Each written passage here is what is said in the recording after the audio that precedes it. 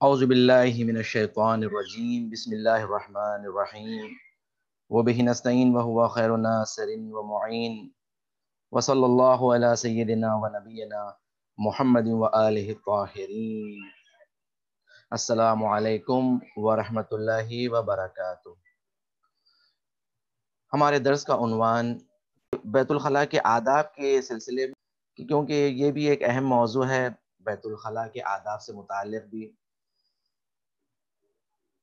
کیونکہ اسلام نے ہر آداب اور اخلاق کو اہمیت دی ہے، اس کے بھی کچھ احکام ہیں تاکہ وہ احکام سے ہم آگاہ ہو جائیں، تاکہ ہم کسی گناہ میں نہ پڑیں۔ تو بیت الخلاء کے آداب میں سے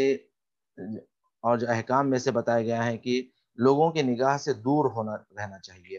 یعنی بیت الخلاء ایسے مقام پر ہو کہ جو لوگوں کی نگاہ سے دور ہو اور لوگوں کی نظروں میں نہ آئے۔ اور دوسرے جو حکم ہے اس کا وہ ہے شرمگاہ کا چھپانا، کہ جب انسان بیت الخلاء میں ہو تو اس کی شرمگاہ کو چھپانا چاہیے اور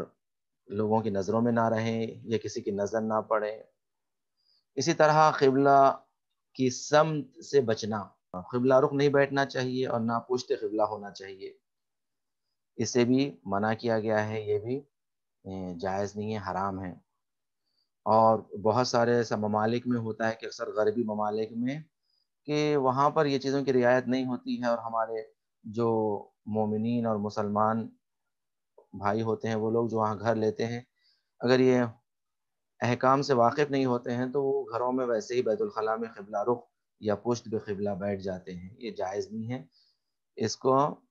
درست کرانا چاہیے تاکہ ایک حرام میں مبتلا نہ ہو جائیں، یہ گناہ ہے۔ تو قبلہ رخ سے منع کیا گیا ہے کہ قبلہ رخ نہیں ہونا چاہیے،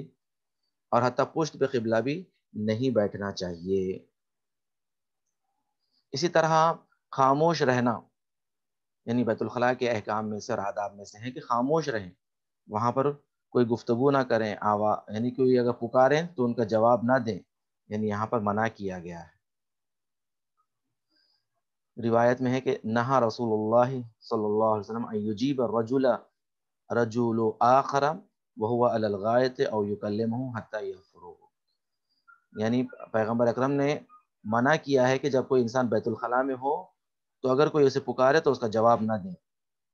کہ جب تک وہ فارغ نہ ہو جائیں بیت الخلاء سے۔ اس کے بعد مولا کائنات سے روایت ہے کہ سبعۃ لا یقرؤون القرآن، 7 افراد ایسے ہیں کہ جسے تلاوت قرآن نہیں کرنی چاہیے۔ الراکع والساجد، یعنی کہ جو رکوع اور سجود میں ہے، یعنی رکوع اور سجود میں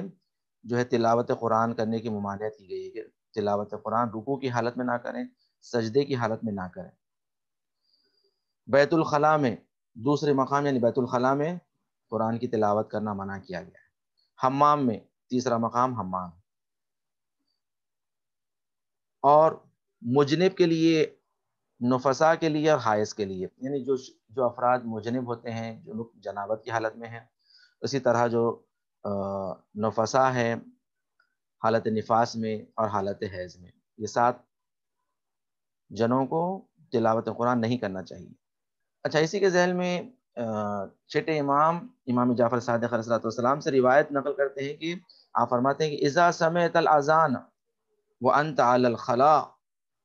فقل مثل ما یقول المؤذن، فرما رہے ہیں کہ اگر تم اذان کی آواز سنو اور تم اس وقت بیت الخلاء میں ہو تو جو تم مؤذن سے سن رہے ہو اسے کہو، یعنی یہاں پر اس کی ممانعت نہیں ہے، اذان کی ممانعت نہیں ہے، اس کے لیے امام نے اجازت دی ہے کہ جو اذان تم سن رہے ہو اسے تم دہراؤ جو بھی مؤذن کہہ رہا ہے۔ ولا تدع ذکر اللہ عز وجل فی تلک الحال لما ان ذکر اللہ حسن علی کل حال، آپ نے فرمایا کہ دیکھو اللہ کے ذکر کو کسی بھی حال میں ترک نہیں کرنا چاہیے، حتیٰ بیت الخلاء میں بھی اللہ کی یاد کو، اللہ کے ذکر کو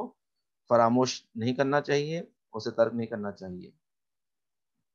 ہر حال میں اللہ کا ذکر ہونا چاہیے، یہ امام نے فرمایا۔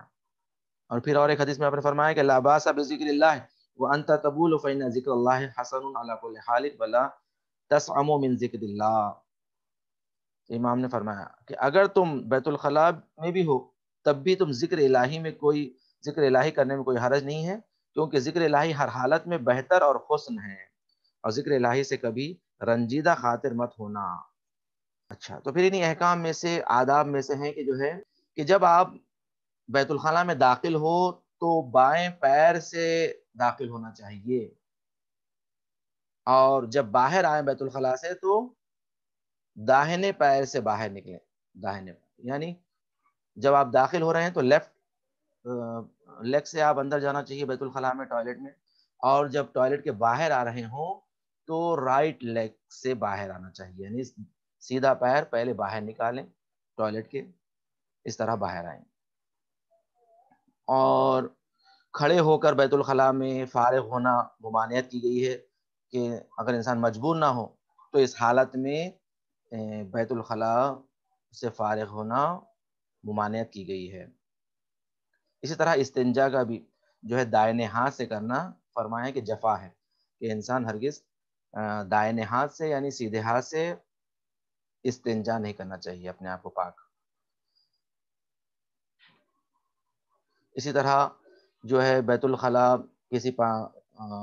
جہاں پر پانی کھڑا ہوا ہو، ٹھہرا ہوا پانی ہو، وہاں پر کرنے کی ممانعت کی گئی ہے۔ تو بہرحال یہ کچھ